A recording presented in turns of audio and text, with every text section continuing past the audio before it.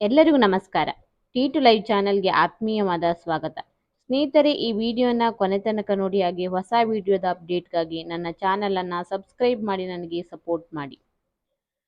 ಸ್ನೇಹಿತರೆ, ಕನ್ನಡ ಚಿತ್ರರಂಗದ action prince Dhruva Sarja 3 ವರ್ಷಕ್ಕೊಂದು ಚಿತ್ರ ಮಾಡುತ್ತಾರೆ ಅನ್ನುವ ಪ್ರೀತಿ ತುಂಬಿದ ತಕರಾರೊಂದು ಅವರ ಅಭಿಮಾನಿಗಳಲ್ಲಿದೆ. ಕನಿಷ್ಠ ವರ್ಷಕ್ಕೊಂದಾದರೂ ಚಿತ್ರ ಮಾಡುವಂತೆ ಇವರ ಅಭಿಮಾನಿಗಳು ಮೇಲಿಂದ ಮೇಲೆ ಮನವಿ ಮಾಡುತ್ತಿದ್ದಾರೆ. ಧ್ರುವ ಸರ್ಜಾ ಕೂಡ ತಮ್ಮ ಅಭಿಮಾನಿಗಳಿಂದ ಬಂದ ಈ ಮನವಿಯನ್ನು ಗಂಭೀರವಾಗಿ ಪರಿಗಣಿಸಿ ಕೆಲಸಕ್ಕೆ ಇಳಿದಿದ್ದಾರೆ. ಆದರೂ ಕೂಡ ಈ 3 ವರ್ಷದ ಯೋಜನೆ ಮಾತ್ರ ಧ್ರುವ ಸರ್ಜಾ ಅವರನ್ನ ನೆರಳಿನಂತೆ ಹಿಂಬಾಲಿಸುತ್ತಲೇ ಇದೆ. ಇದಕ್ಕೆ ಪೂರಕವಾಗಿ ಧ್ರುವ ಅಭಿನಯದ ಮಾರ್ಟಿನ್ ಮುಹೂರ್ತ ಭಾಗ್ಯ ಕಂಡು 3 ವರ್ಷಗಳಾಗಿವೆ. ಆದರೂ ಬಿಡುಗಡೆಯ ಭಾಗ್ಯ ಮಾತ್ರ ಇನ್ನೂ ಸಿಕ್ಕಿಲ್ಲ. ಇನ್ನು ಧ್ರುವ ಕೈಯಲ್ಲಿ ಇದೊಂದೇ ಸಿನಿಮಾ ಅಲ್ಲ, ಪ್ರೇಮ್ ನಿರ್ದೇಶನದ ಕೇಡಿ ಚಿತ್ರ ಕೂಡ ಇದೆ.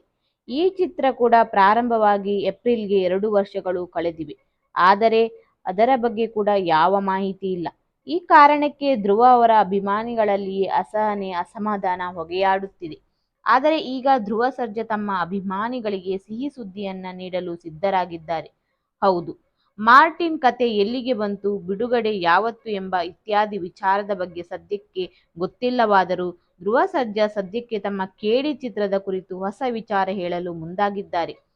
ಚಿತ್ರದ ಬಿಡುಗಡೆ ಮತ್ತು ಚಿತ್ರಕ್ಕೆ ಸಂಬಂಧಿಸಿದ ವಿಚಾರದ ಬಗ್ಗೆ ಬ್ರೇಕಿಂಗ್ ನ್ಯೂಸ್ ನೀಡಲು ಮುಂದಾಗಿದ್ದಾರೆ. ಹೌದು, ಇದೇ ಮೇ 24ಕ್ಕೆ ಧ್ರುವ ಸರ್ಜಾ ಕೇಡಿ ಚಿತ್ರದ ಬಿಡುಗಡೆಯ ದಿನಾಂಕವನ್ನು ಘೋಷಣೆ ಮಾಡುತ್ತಾರೋ ಇಲ್ಲವೋ ಗೊತ್ತಿಲ್ಲ.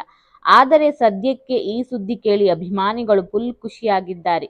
ಮೇ 24ಕ್ಕೆ ಧ್ರುವ ಯಾವ ಸುದ್ದಿಯನ್ನ ಕೊಡಬಹುದು ಎಂಬ ಲೆಕ್ಕಾಚಾರ ಹಾಕುತ್ತಿದ್ದಾರೆ. ಅಂದಹಾಗೆ ಧ್ರುವ ಸರ್ಜಾ ಅವರ ಕೇಡಿ ಚಿತ್ರದ ಸಾರಥ್ಯವನ್ನು ವಹಿಸಿಕೊಂಡಿರುವುದು ಜೋಗಿ ಪ್ರೇಮ್.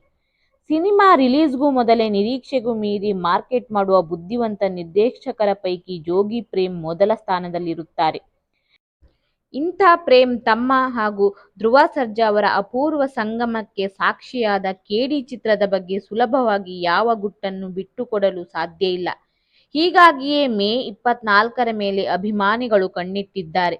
ಬಿಡುಗಡೆಯ ದಿನ ಅನೌನ್ಸ್ ಮಾಡ್ತಾರಾ ಅಥವಾ ಪ್ರೇಮ್ ಇನ್ಯಾವುದಾದರೂ ಚಮಕ್ ಕೊಡ್ತಾರಾ ಎಂದು ಚರ್ಚೆಯನ್ನು ಮಾಡುತ್ತಿದ್ದಾರೆ.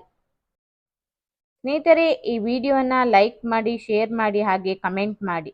ಇನ್ನೊಂದು ಹೊಸ ವಿಚಾರದೊಂದಿಗೆ ಮತ್ತೆ ಸಿಗುತ್ತೇನೆ. Keep watching. Thank you.